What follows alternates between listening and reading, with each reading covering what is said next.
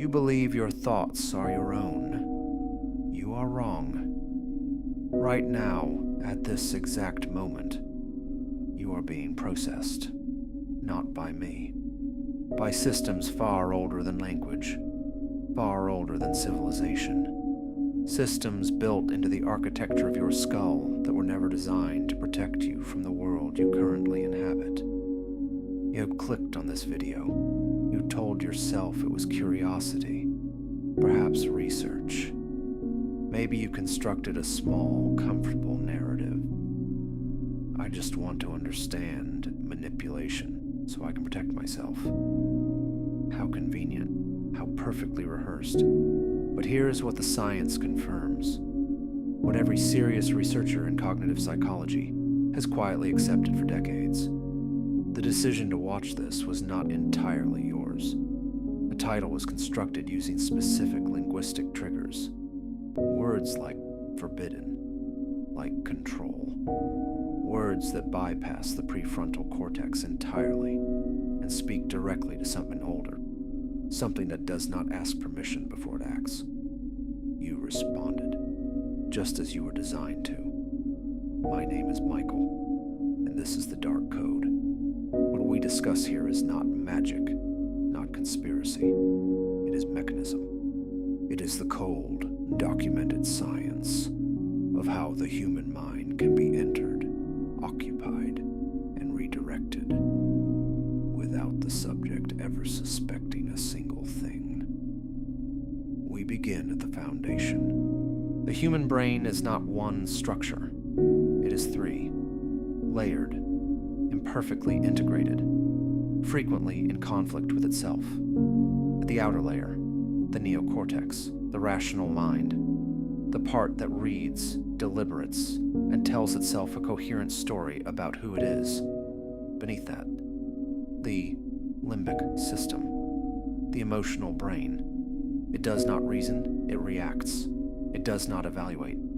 It feels, and then instructs the rational brain to construct a justification afterward. Deepest of all, the brainstem, survival, threat, urgency. It does not speak in words. Most people believe they are their neocortex. They are not.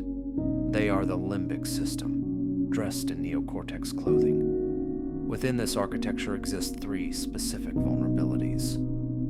Three biological points of entry that, once understood, transform how you read every human interaction you will ever have. The amygdala hijack.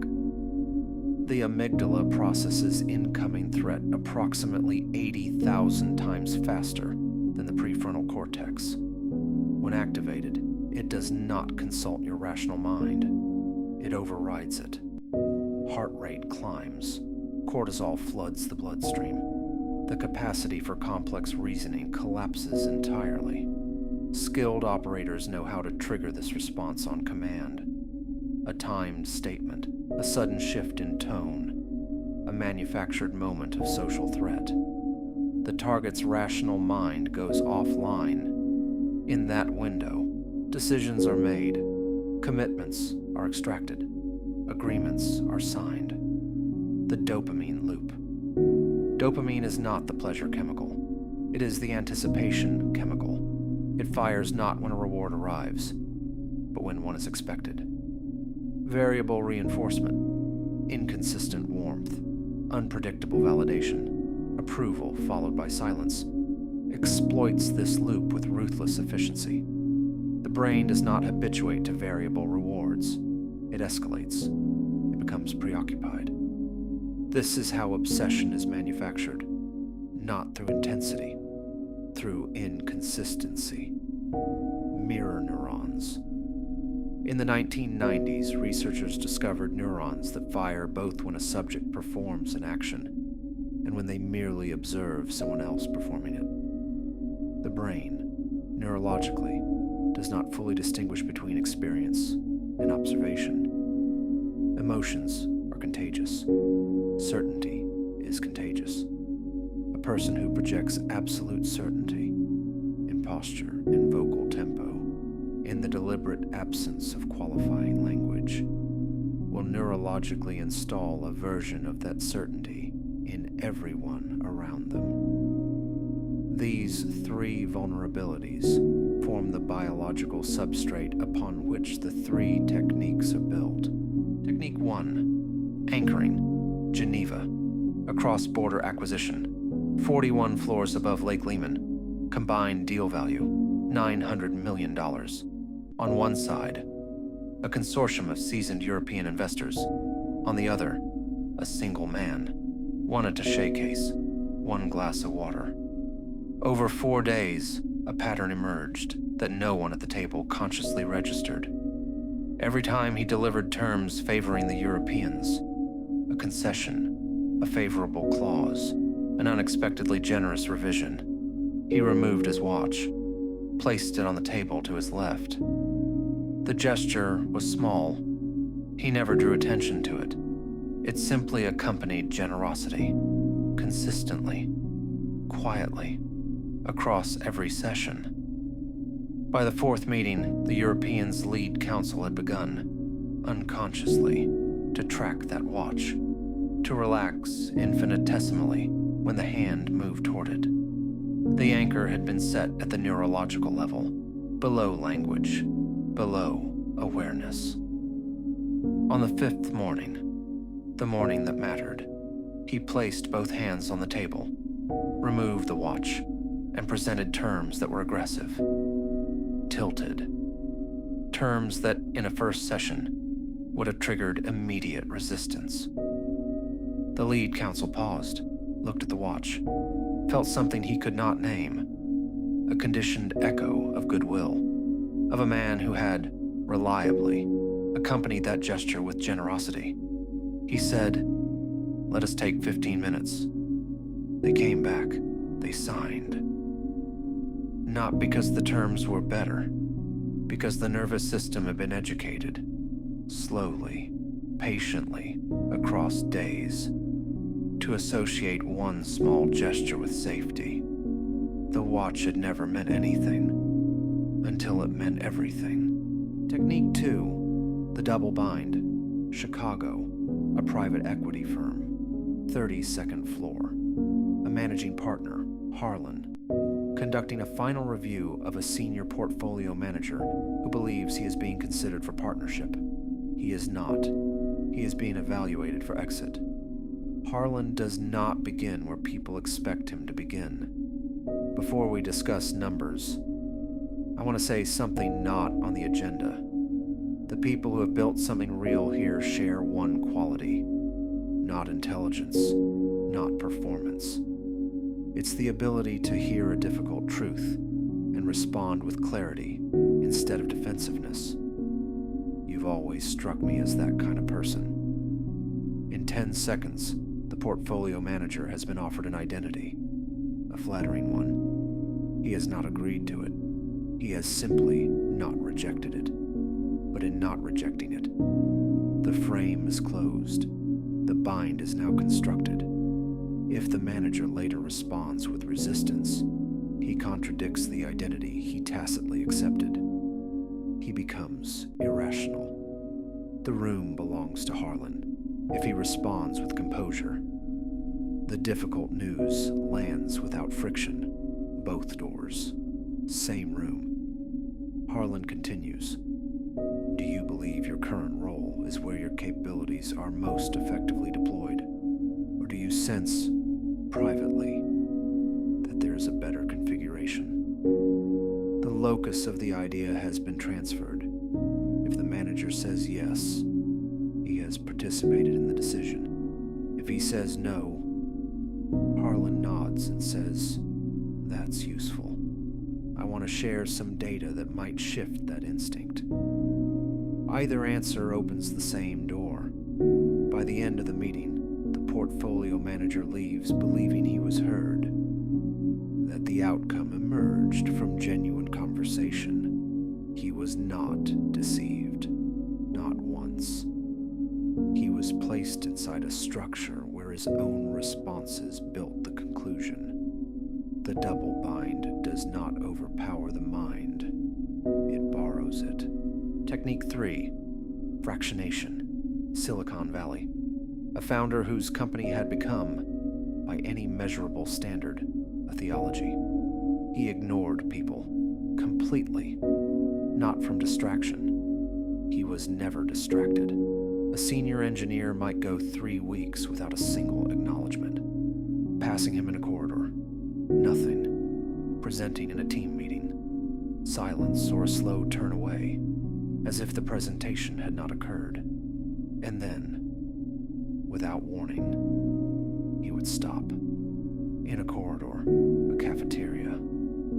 He would turn and look at the engineer with the full weight of his attention, unhurried, and he would say something specific, something that revealed he had not only noticed the work, but had been privately thinking about it.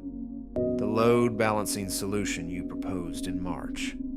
I've been sitting with it. It's the right architecture. Build it. Then he would leave. 3 weeks of silence, resolved in 10 seconds into something that felt indistinguishable from being chosen. The dopamine release was not proportional to the statement.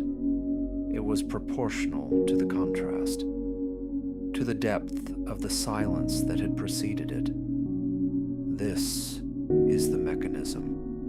The re-entry is always deeper than sustained connection ever reaches. The nervous system does not habituate to the oscillation. It escalates. It begins to organize itself, without permission, around the source of the pattern. The engineer did not build the architecture because he was ordered to. He built it because for the first time in 3 weeks, he existed. Across the organization, the result was a workforce in permanent orientation toward a single point. Every late night, every missed weekend, a neurological attempt to resolve the oscillation, to earn the return of the signal. They called it passion. They called it mission-driven culture. None of them used the clinical term. Most people will find this interesting. They will nod, and then return to the world having changed nothing, because information, without sustained engagement, decays. The mind returns to its defaults. A small number of you will not allow that. If you are among them, remain in the sequence. Each transmission builds on the last. Those who stay will find themselves reading the architecture of every room they enter differently. You know how to stay. I want to leave you with a question, not a comfortable one.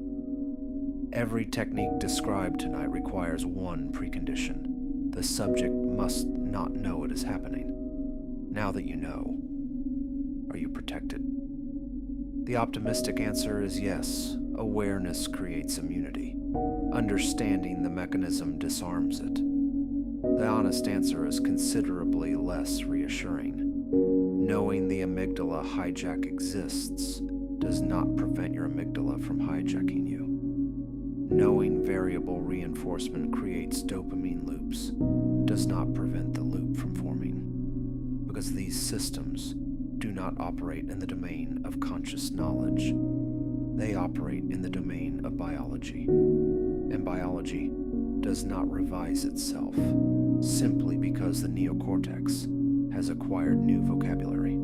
The philosopher Daniel Dennett argued that free will, as popularly conceived, is a useful fiction, a narrative the conscious mind constructs after the fact. The decision, neurologically, has already been made. The experience of deliberation is the mind's story about a process that preceded it.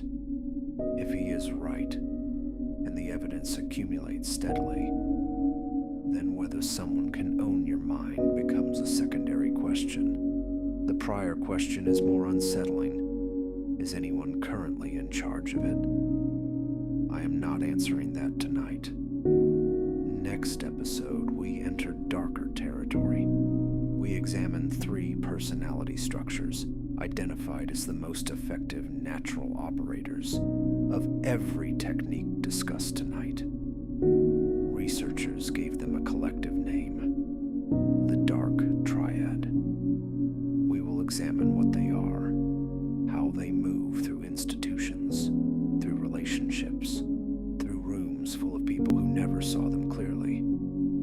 means that you have almost certainly already been in one of those rooms. The most controlled person in any room is the